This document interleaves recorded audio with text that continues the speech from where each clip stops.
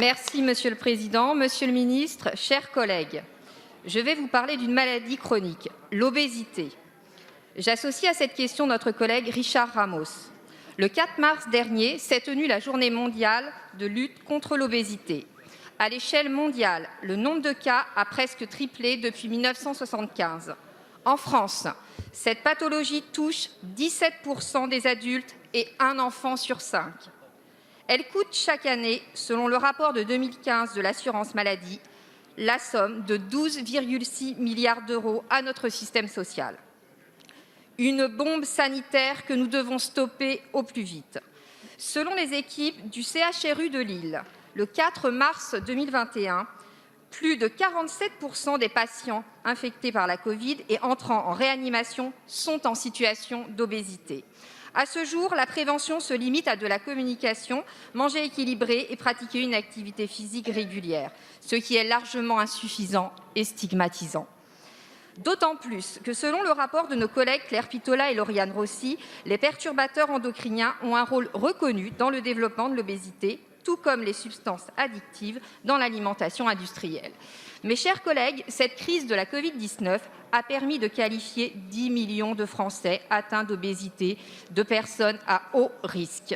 Le lien entre environnement, alimentation et santé est un sujet majeur qui sera un des grands enjeux de la décennie à venir de notre système de santé.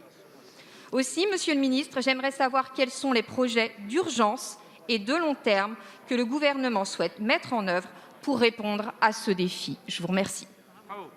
Merci Madame la députée. La parole est à Monsieur Olivier Véran, ministre des Solidarités et de la Santé. Madame la députée Sandrine Josso, d'abord permettez-moi de souligner le travail remarquable que vous faites en matière de santé environnementale, de santé publique en général, et de votre implication bien connue et reconnue dans la lutte contre les troubles des conduites alimentaires, notamment.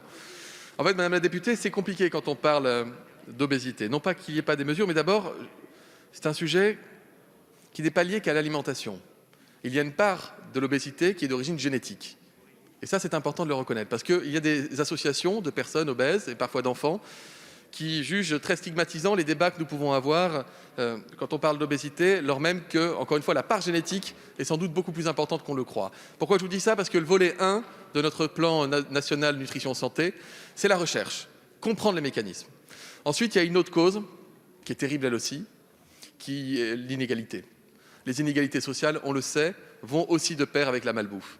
Et puis il y a un cynisme terrible, Madame la députée. Les fast-foods sont implantés préférentiellement dans les endroits où les revenus des populations sont les plus faibles. Je trouve ça personnellement horrible. Socialement, je trouve ça cynique. Et donc il nous faut lutter contre la malbouffe avec efficacité. Pour ça, la prévention est importante. Parce qu'on ne va pas empêcher l'implantation de fast-food, on ne va pas empêcher les gens de s'alimenter. Et finalement, la prévention, c'est quoi? C'est donner les clés de compréhension à la population pour pouvoir elle-même s'armer et se protéger vis-à-vis de la malbouffe et de l'obésité.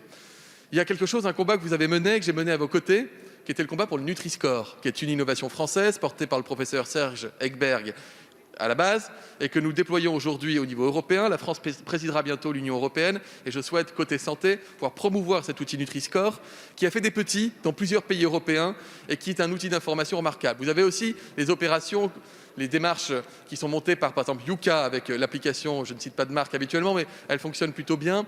Et donc, tous ces messages de prévention qui sont nécessaires. L'activité physique, évidemment, est importante.